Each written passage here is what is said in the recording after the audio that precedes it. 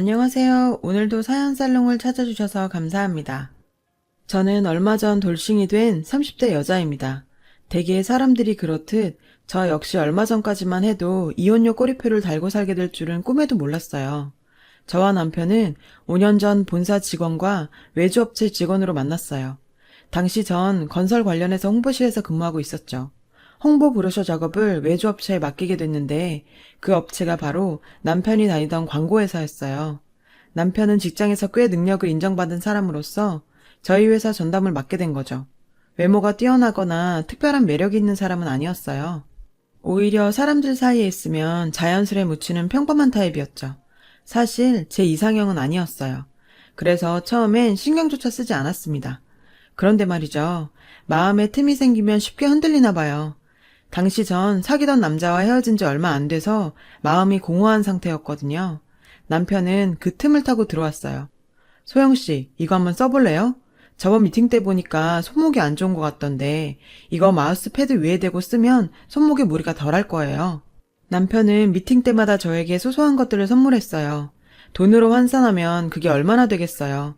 하지만 그 선물에는 하나같이 절 배려하고 염려하는 마음이 담긴 거라 저도 모르게 그 사람한테 관심이 가더라고요. 그렇게 시간이 흘러 마지막 미팅 날이 됐어요. 전 미팅 장소로 향하면서 내심 그 사람의 고백을 기대했어요. 그런데 도착해보니 남편은 없고 다른 직원이 나와 있는 게 아니겠어요? 가슴이 철렁했어요. 설마 그동안 나 혼자 착각했던 거야? 회의가 끝나고 텅 빈 회의실에 혼자 남았는데 저도 모르게 눈물이 났어요. 속수무책으로 마음을 연 제가 바보 같았거든요. 그때 회의실 문을 열고 남편이 들어왔어요. 소영씨, 다행히 여기 계셨네요. 제가 너무 늦어서 안 계시면 어쩌나 걱정했는데. 이거 소영씨가 갖고 싶다고 했던? 소영씨, 지금 울어요? 순간 전 남편 품으로 달려들었어요. 왜 이제 와요? 다시 못 보는 줄 알았잖아요. 창피함도 모르고 아이처럼 엉엉 울었죠. 남편은 그런 절 아무 말 없이 꼭 안아주었고요. 그날 이후 남편과 저는 정식으로 교제를 시작했어요. 그렇게 2년 정도 지났을 때 우리는 결혼을 결심했죠. 하지만 그 전에 남편에게 밝혀야 할 게 있었어요. 자기야, 나 자기한테 할 말이 있어. 사실은 나 다니는 회사 말이야. 거기 오너가 우리 아빠야. 남편은 놀란 듯 잠시 말이 없었어요. 생각지도 못한 일이었겠죠. 평사원인 줄 알았던 제가 오너 딸이라니. 침묵이 이어지자 저는 덜컥 겁이 났어요. 우리 집이 부담스러운 건가? 설마 헤어지자고 하는 건 아니겠지? 침묵이 이어지는 동안 전 별의별 생각을 다 했어요. 그런데 남편의 반응은 예상 외였어요. 자기야, 그 얘긴 우리 엄마한테 비밀로 하자. 응? 왜 그래야 되는데? 아무래도 엄마가 불편하실 것 같아. 그치만 어차피 알게 되실 거잖아. 알게 되더라도 우선은 비밀로 해줘. 부탁이야. 남편이 워낙 간곡히 부탁을 하길래 저는 그러기로 했어요. 그리고 그땐 시어머니가 다른 사람들과 달리 욕심도 없으신 소박한 사람인 것 같아 오히려 좋더라고요. 아빠와 단둘이 살고 있는 저와는 반대로 남편은 홀어머니 밑에서 자랐거든요. 어머님은 보험 설계사 일을 하며 홀로 아들을 키워내셨어요. 그래서인지 남편은 어머니 말이라면 자다가도 벌떡이에요. 주변 사람들은 그런 남편을 세상 둘도 없는 효자라고 칭찬했죠. 그런데 그거 아세요? 세상에 둘도 없는 효자는 세상에서 가장 최악의 남편감이라는 거. 그때까지만 해도 전 그걸 몰랐어요. 자기 부모한테 잘하는 사람이니까 처가 부모한테도 잘하겠거니 했죠. 시어머니는 수수한 동네 아주머니 같은 인상이었어요. 제가 손발이 찬 걸 어떻게 아셨는지 생강차를 보내주시며 여자는 몸이 차면 안 된다고 걱정해 주셨죠. 어려서 일찍 엄마를 여의고 모정에 굶주려 있던 전 그런 시어머니의 배려에 감동을 받았고 앞으로 잘 해드려야겠다고 생각했어요. 남편 쪽이 한참 기울어지는 결혼이었지만 아버지께선 제 뜻을 이해해 주셨고 그렇게 우리는 양가 반대 없이 결혼을 하게 됐어요. 그런데 신혼여행에서 돌아오는 날 사건이 터졌어요. 저희 친정아버지가 중소기업 오너인 걸 예식장에서 친척들을 통해 알게 된 시어머니는 자신을 속였다며 방금 신혼여행에서 돌아온 아들을 현관에 들어서자마자 뺨을 때리셨어요. 그것도 며느리 앞에서 말이에요. 그날 저와 남편은 시어머니 마음을 풀어드리려고 여독이 쌓인 몸으로 쫄쫄 굶은 채 밤새 안방 문 앞에서 빌었어요. 그리고 그 일이 있은 지 얼마 뒤 시어머니는 여러 개의 보험계약서를 제게 내미시곤 친정에 가서 사인을 받아오라고 했어요. 크게 사업을 하시는 분이니 이 정도의 계약은 해줄 수 있는 거 아니냐면서요. 이게 다 저희 친정아버지를 위한 거라나요? 하루라도 빨리 계약을 해야지 더 나이 들면 보험 가입도 안 된다고 어찌나 닥달하시던지. 전 하던 설거지도 놓고 친정에 가야 했어요. 하지만 결혼 후 처음 친정집을 찾은 딸을 보며 반가워하시는 아버지 앞에 선뜻 계약서를 내밀 수는 없었죠. 그대로 계약서를 가지고 돌아왔어요. 그리고는 시어머님께 사실대로 말씀드리고 죄송하다고 했죠. 그렇게 일이 잘 끝날 줄 알았는데 그날 밤 남편과 막 잠자리에 들려는데 시어머니가 벌컥 방문을 열고 들어오셨어요. 그러곤 다짜고짜 남편의 뺨을 또 때리셨어요. 남편은 영문도 모르고 맞으면서도 연신 죄송하다고 손이 발이 되도록 빌었고요. 전 시어머니의 살기돋은 모습에 겁이 나서 아무 말도 못하고 서 있었죠. 네가 이 애미를 얼마나 업신여겼으면 이제 가시집 온 며느리가 나를 지 부모한테 보험이나 팔아먹는 파람치한으로 보냐?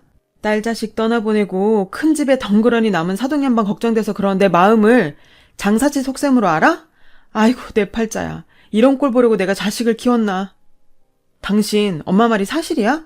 이리 와서 빌어. 당장 무릎 꿇고 엄마한테 빌란 말이야. 남편은 강제로 절 끌어안치곤 시어머니께 빌라고 강요했어요. 낯선 상황에 겁에 질린 전 무조건 빌었죠. 시어머니 앞에서 무릎 꿇고 빌며 당장 가서 사인을 받아올 테니 오해 푸시고 용서해달라고요. 제가 철이 없어서 어머님 깊은 뜻을 잘 몰랐다고 다 제 잘못이라고 말이죠. 그랬더니 시어머니 표정이 확 달라지며 얘 아가, 네가 그러면 내 체면이 뭐가 되니? 이 늦은 시간에 네가 계약서를 들고 친정에 가봐라.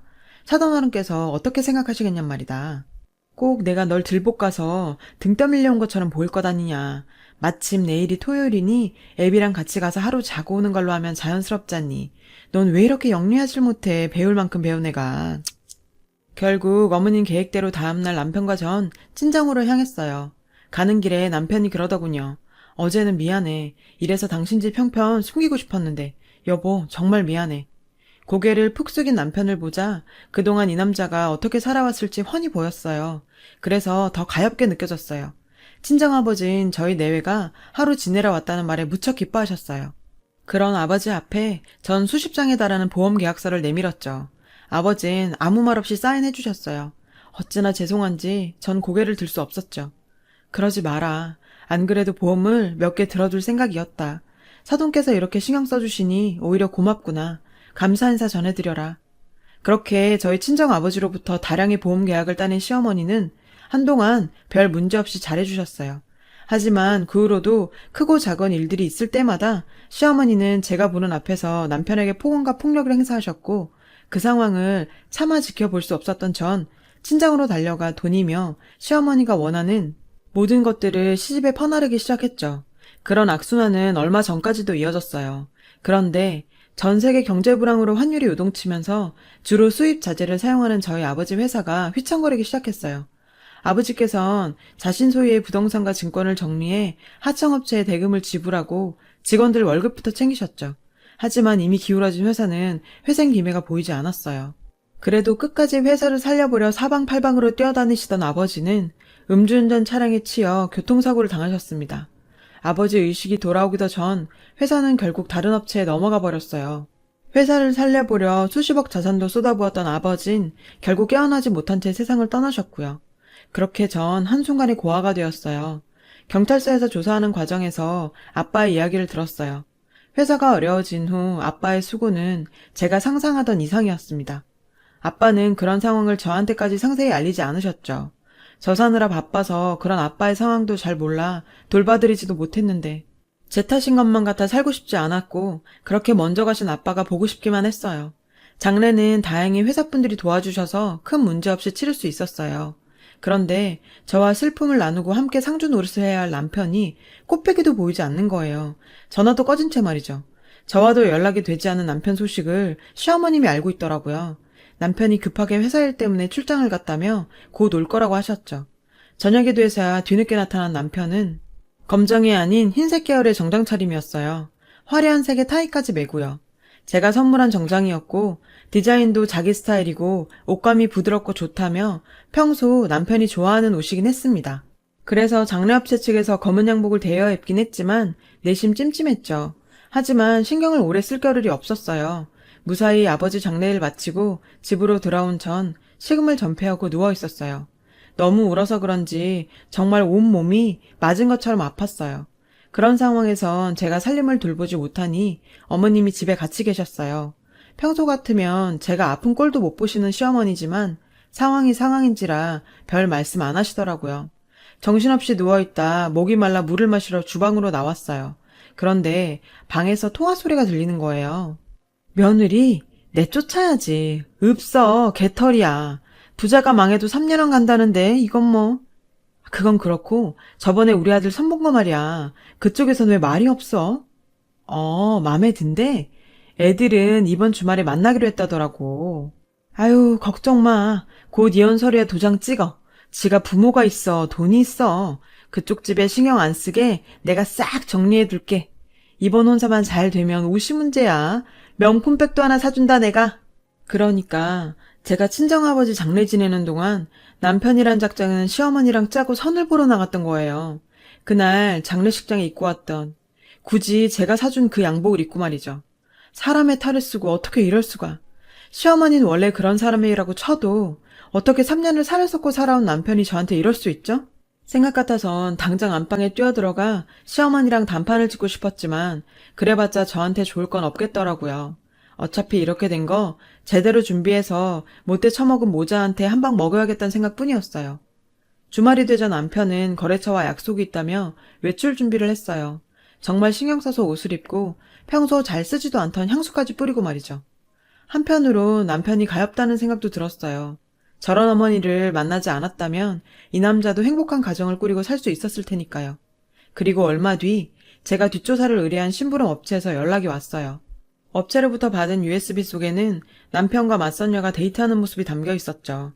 사진 속 남편은 저와 연애할 때처럼 배려심 넘치고 자상한 모습 그대로였어요. 이상했어요. 너무 자연스러웠거든요. 강요에 못 이겨 나간 사람이라고 느껴지지 않을 만큼. 아니나 다를까 남편을 미행했던 업체 직원도 남편의 행동이 시어머니의 강요로 보이진 않는다고 하더라고요. 현재 남편과 맞선녀는 진지하게 혼담이 오고 가는 사이로 이미 상견례 날짜까지 잡혔다고 했어요. 약간의 추가금을 더 낸다면 상견례장 내부에 녹음기를 설치해 줄 수 있다고요. 하지만 현행법상 당사자가 포함되지 않은 녹취는 재판에서 유효하게 사용될 수 없으니 잘 생각해보고 결정하라더군요. 전 서둘러 전화를 끊었어요. 미칠 것 같았어요.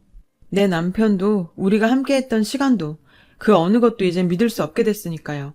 생각해보면 결혼 전 저를 딸처럼 대해주셨던 거나 남편에 대한 시어머니의 욕설과 폭력 등 이 모든 게 다 연극이었던 거예요. 절 자신들 뜻대로 몰아가려는 의도된 연출이요. 그동안 날 기망하고 내 아버지 재산을 곶감 빼먹듯 빼먹은 이 땡만도 못한 것들. 당장이라도 죽여버리고 싶다는 생각뿐이었어요. 하지만 그러기 위해선 일단 참아야 했죠. 그리고 디데이가 됐어요. 시어머니와 남편은 점심 약속이 있다며 각각 핑계를 대고 집을 나갔어요. 전 미리 정리해둔 짐가방을 들고 집을 나섰죠. 그리고는 신사동 근처의 한정식집으로 향했어요. 그것도 우리가 결혼 전 상견례를 했던 곳이에요. 로비에서 남편 이름을 대고 남편 이름으로 예약된 방을 안내받았어요. 그 방에 문을 열고 들어가 보니 상견례가 한창 진행 중이더군요. 남편과 시어머니는 절 보자 귀신을 본 사람처럼 놀랬어요. 어머, 어머니, 여기서 뭐 하세요? 여보, 당신은 또 여기 왜 있어? 거래처 약속 있다더니 이분들이 거래처 분들이야? 근데 분위기만 봐선 꼭 총각 행세하면 상견례라도 하는 것처럼 보이네. 안 그래요, 어머님? 제 등장에 상견례장 분위기는 엉망이 됐죠. 남편의 얼굴은 터질 것처럼 빨갛게 달아올랐고 시어머니는 이런 상황에서도 잔머리를 굴리려는지 누나를 굴려댔죠. 전 맞선녀 부모 앞에 남편과 제 결혼 사진을 내려놨어요. 이 사람들이 어떤 사람들인지 아세요? 중소기업 사장 딸인 저랑 결혼해서 우리 집 돈 다 빼먹고 제 아버지 돌아가시자마자 며느리 내쫓고 세장가 들려는 인간 말종들이에요. 그러니 따님 신생 망치기 싫으시면 지금 돌아가시는 게 좋을 거예요.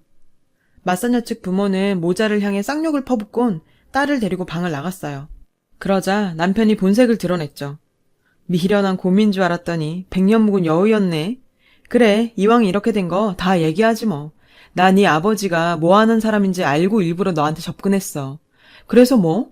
알고 보면 나도 피해자야.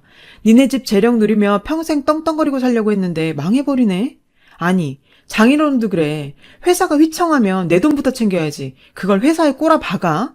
제정신이 있냐고. 그러니 바닥에서 죽지. 뭐? 말 다 했어? 거지 근성 못 버리고 처가에 빌부터 살려는 주제에 그 더러운 입으로 감히 우리 아빠를 들먹여? 돈 앞에서 천박하게 어쩜 네 엄마랑 똑같니? 모자지간 아니랄까봐. 재활용도 안 되는 이 쓰레기 같은 인간아. 얘, 너 미쳤니? 머리가 어떻게 된 거야? 끈 떨어진 연주제에 어디서 까불어? 불쌍해서 봐주려고 했더니 아주 눈에 뵈는 게 없지? 글쎄요. 누가 불쌍해요? 모르시나 본데 당신 우리 아빠한테 강매한 보험 그거 수령액이 얼만지는 아세요? 주말 사망 특약이니 뭐니 옵션을 얼마나 걸어놨던지 보험료 많이 나간 만큼 지급액도 상당하더라고요. 그렇게 돈 좋아하시는 분이 어떻게 보험금은 놓치셨대요? 눈앞에 돈 쫓느라 정작 큰 건 못 보셨나 봐요. 어머니, 암튼 어머님이 크게 설계해 주신 덕분에 17억 받았어요, 저. 뭐? 17억? 너 설마 그 돈을 혼자 쓰려는 건 아니지? 나 아니었으면 그런 큰 돈 어림도 없다 너. 얘 아가, 세상에 너한텐 가족이라곤 우리밖에 더 있니. 지난 일은 지나가게 하고 우리 앞으로 일만 생각하자. 서운한 게 있었다면 마음에 담지 말고 풀어. 내가 다 받아주마. 정말요? 안 그래도 제가 너무하는 거 아닌가 걱정했는데 어머님께서 그렇게 말씀해 주시니 마음 놓고 풀게요. 저 이제 어머니 며느리 그만할래요. 저 사람이랑 이혼할 거고요. 위자료 소송도 할 거예요. 그래서 당신들이 나한테 한 짓 하나도 빼놓지 않고 돈으로 쳐서 받을 거예요. 증거는 있고 뒤밟은 사진 몇 장으로 위자료가 가능해? 아, 그래서 준비했어요. 여기. 오늘 이 자리에서 있었던 모든 내용이 담긴 녹음기예요. 제 목소리까지 생생하게 담겼으니 증거 채택에도 문제 없겠네요. 그리고 저 이미 소송도 걸었어요.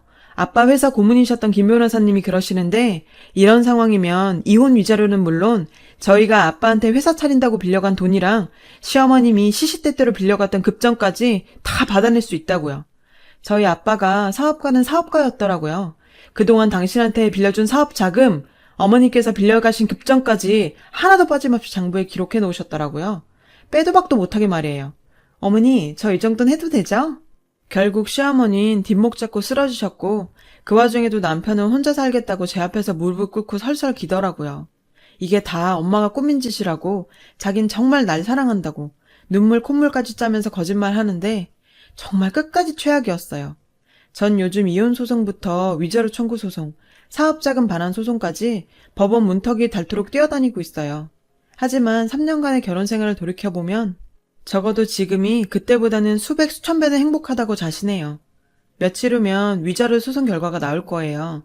변호사님 말씀이 액수가 문제지 승소는 걱정 말라고 하더군요. 네, 많이 받으면 좋긴 하겠죠. 하지만 그보다는 사람의 마음을 가지고 장난치는 인간들은 결코 해피엔딩을 맞을 수 없다는 걸 법원 판결을 통해 똑똑히 보여줬으면 하는 마음이 더 커요. 이렇게 사연을 적다 보니 속이 시원하면서도 한편으론 허망하기도 하네요. 부디 여러분께서는 사랑에 속는 일 없이 행복하시길 바래요. 지금까지 긴 글 읽어주셔서 감사합니다. 여러분, 사연 댓글에 응원과 현명한 조언 부탁드려요.